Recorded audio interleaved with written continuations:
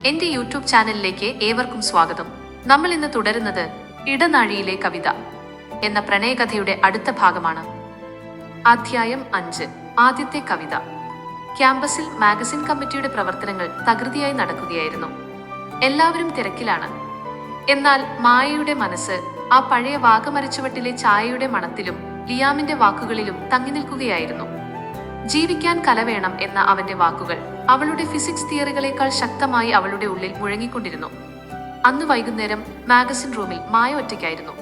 Layout ഡിസൈനുകൾ കമ്പ്യൂട്ടറിൽ ക്രമീകരിക്കുന്നതിനിടയിൽ അവൾ ഇടയ്ക്കിടെ വാതിലിലേക്ക് നോക്കുന്നുണ്ടായിരുന്നു.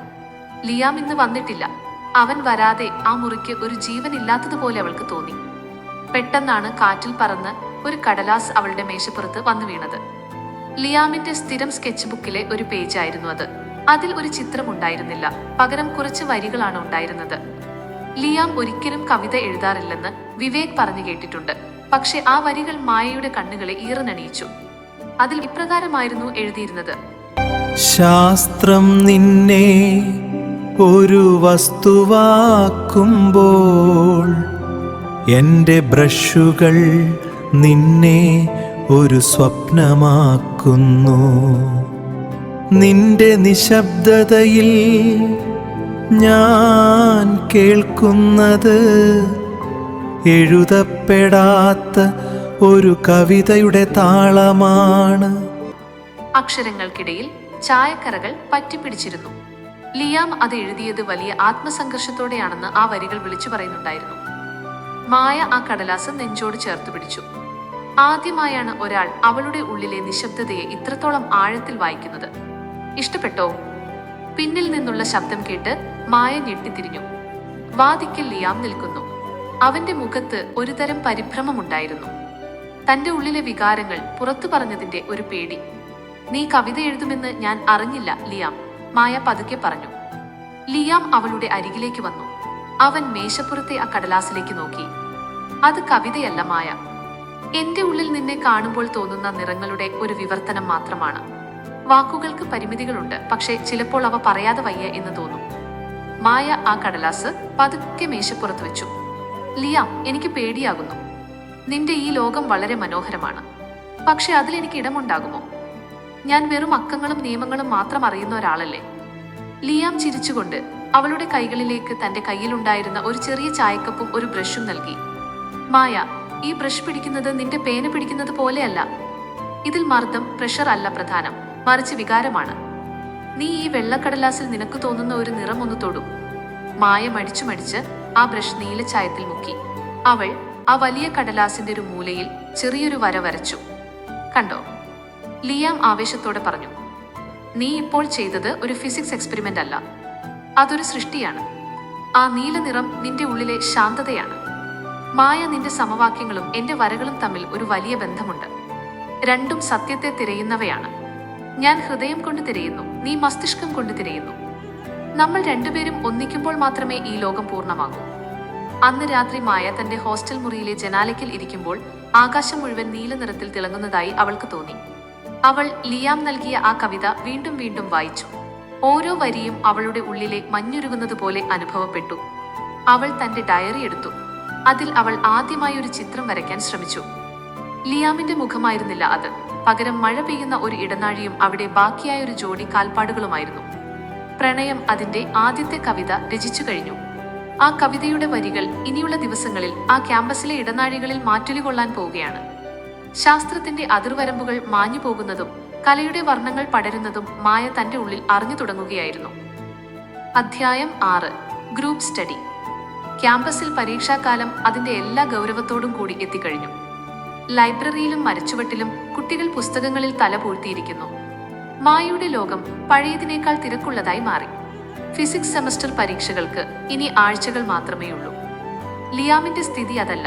പരീക്ഷയേക്കാൾ അവൻ പ്രാധാന്യം നൽകുന്നത് അവന്റെ ചിത്രങ്ങൾക്കാണ്. പക്ഷേ മായയ്ക്ക് അതൊരു ആകുലതയായിരുന്നു. ലിയാം തോറ്റുപോയാൽ അത് അവളെയും വേദനിപ്പിക്കുമെന്ന് അവൾക്കറിയാമായിരുന്നു. അന്ന് ശനിയാഴ്ചയായിരുന്നു. കോളേജ് അവധിയാണെങ്കിലും ലൈബ്രറി തുറന്നിട്ടുണ്ട്. മായ ലിയാമിനെ നിർബന്ധിച്ച് ലൈബ്രറിയുടെ മുകളിലത്തെ നിലയിലുള്ള വിജനമായ ഒരു വായനമുറിയിലേക്ക് കൊണ്ടുവന്നു. ഇന്ന് നമ്മൾ പഠിക്കാൻ പോവുകയാണ് ലിയാം. നിന്റെ ഈ സ്കെച്ച് ബുക്ക് ഇന്ന് ബാഗിൽ തന്നെ ഇരിക്കട്ടെ, മായ ഗൗരവത്തിൽ പറഞ്ഞു. ലിയാം ഒരു നെടുവീർപ്പോടെ കസേരയിലിരുന്നു. അവൻ തന്റെ മുന്നിലിരുന്ന ഭീമാകാരമായ ഫിസിക്സ് ടെക്സ്റ്റ് ബുക്കിലേക്ക് നോക്കി. മായ, ഈ അക്ഷരങ്ങൾ എന്നെ നോക്കി പരിഹസിക്കുന്നത് പോലെ തോന്നുന്നു. ഇതിനേക്കാൾ എത്രയോ ലളിതമാണ് ഒരു മനുഷ്യന്റെ കണ്ണുകളിലെ സങ്കടം വരച്ചു തീർക്കുന്നത്. ലിയാം, പരീക്ഷ ജയിച്ചാൽ മാത്രമേ നിനക്ക് അടുത്ത വർഷം ഇവിടെ തുടരാൻ കഴിയൂ. നിനക്ക് ഈ ഇടനാഴികൾ നഷ്ടപ്പെടാൻ ആഗ്രഹമുണ്ടോ? മായയുടെ ചോദ്യം ലിയാമിനെ അല്പം തളർത്തി.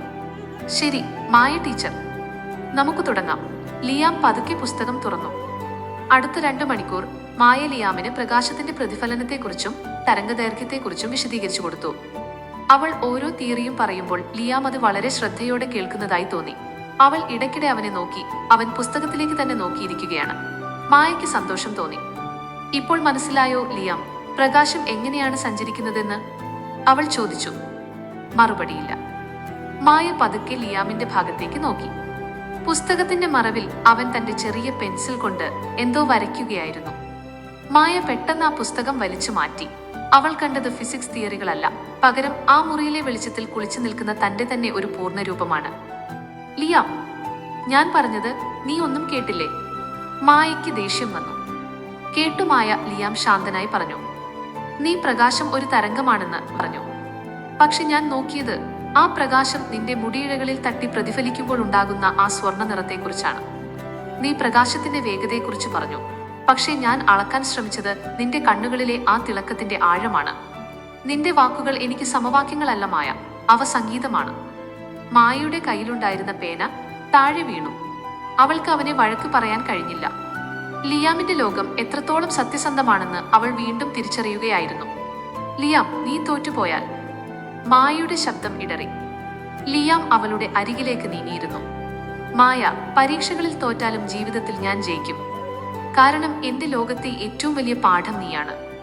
ഈ പ്രപഞ്ചത്തിലെ എല്ലാ ഭൗതിക നിയമങ്ങൾക്കും അപ്പുറം ഒരു നിയമമുണ്ട്, അത് പ്രണയമാണ്.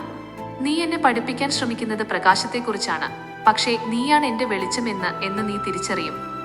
ആ മുറിയിൽ വെളിച്ചം കുറഞ്ഞു തുടങ്ങിയിരുന്നു. ദൂരെ നിന്ന് ലൈബ്രറിയുടെ വാതിൽ അടയ്ക്കുന്ന ശബ്ദം കേട്ടു. അവർ അവിടെ തനിച്ചായി.